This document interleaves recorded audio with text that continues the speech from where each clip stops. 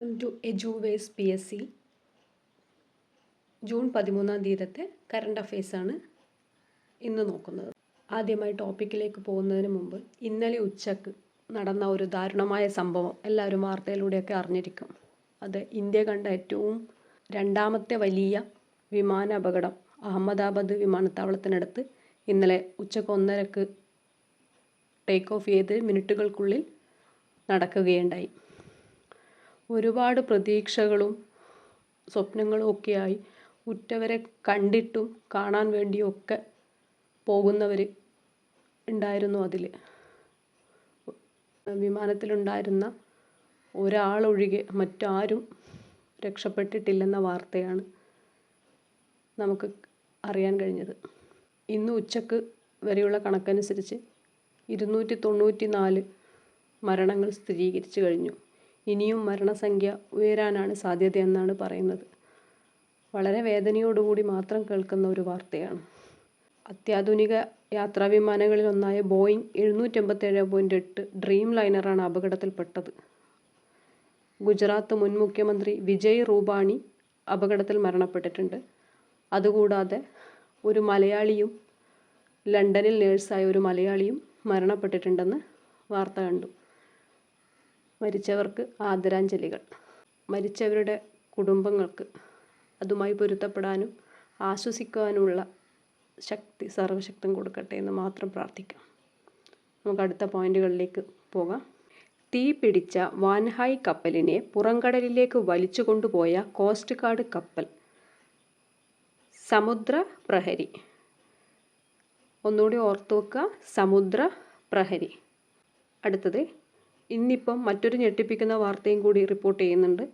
Iran ആണവ നിലയം Israel ആക്രമിച്ചു.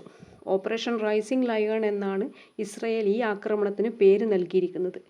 ഇറാൻ്റെ നടാൻസിലുള്ള യുറേനിയം സമ്പുഷ്ടീകരണ കേന്ദ്രത്തിന് നേരെയും ഇസ്രയേൽ ആക്രമണം നടത്തിയെന്ന് ഇൻ്റർനാഷണൽ ആറ്റോമിക് എനർജി ഏജൻസി സ്ഥിരീകരിച്ചു.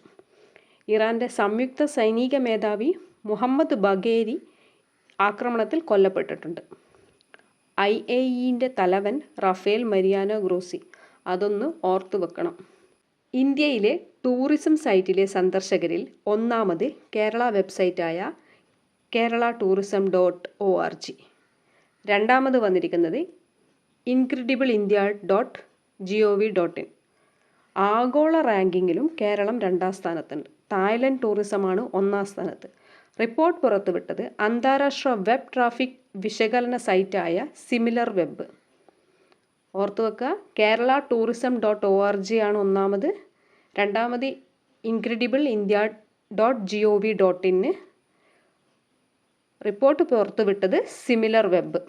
ഇന്ത്യൻ ഷൂട്ടിംഗ് ടീം മുഖ്യ പരിശീലകനായിരുന്ന സണ്ണി തോമസ് അന്തരിച്ചു. 2001 ദ്രോണാചാര്യ പുരസ്കാരം നേടിയിട്ടുണ്ട്. ന്യൂസിൽ 2002 എന്ന് കാണുന്നുണ്ട്. അതൊന്ന് സ്ഥിരീകരിച്ചിട്ട് വേണം പഠിക്കാൻ വേണ്ടിയിട്ട്. പേര് മറന്നുകൊണ്ട സണ്ണി തോമസ്. ഇനി ഇന്നത്തെ കുറച്ച് അഡീഷണൽ പോയിൻറ്റ്സ് നോക്കാം. 2026 ഫിഫ ലോകകപ്പ് യോഗ്യത നേടി ബ്രസീൽ. അടുത്തത്, US പ്രഖ്യാപിച്ച 12 രാജ്യങ്ങൾക്കുള്ള യാത്രാവിലക്ക് പ്രാബല്യത്തിൽ വന്നു. നെക്സ്റ്റ്, 72ാമത് മിസ് വേൾഡ് കോമ്പറ്റീഷൻ ഹൈദരാബാദിൽ നടന്നു. ഒപാൽ സുജാത ചുഹാൻശ്രീ തായ്ലൻഡുകാരിയായ ഒപാൻ സുജാത ചുഹാൻശ്രീയാണ് ടൈറ്റിൽ വിന്നർ. ഇന്ത്യയെ പ്രതിനിധീകരിച്ചത് നന്ദിനി ഗുപ്തയാണ്. ഇന്നലെ ചോദിച്ച ചോദ്യത്തിൻ്റെ ആൻസർ, കൊച്ചി തീരത്തിന് അടുത്ത് 2 ആഴ്ച മുമ്പ് മുങ്ങിയ ചരക്ക് കപ്പലിൻ്റെ പേര് MSC എൽസ 3. ഇന്നത്തെ ചോദ്യം, 14ാമത് ദലൈലാമയുടെ പുസ്തകം. First option voice of the voiceless, second voice for the voiceless, third voice the unhidden voiceless, fourth voice of the voice. Answer comment ചെയ്യുക. Thank U.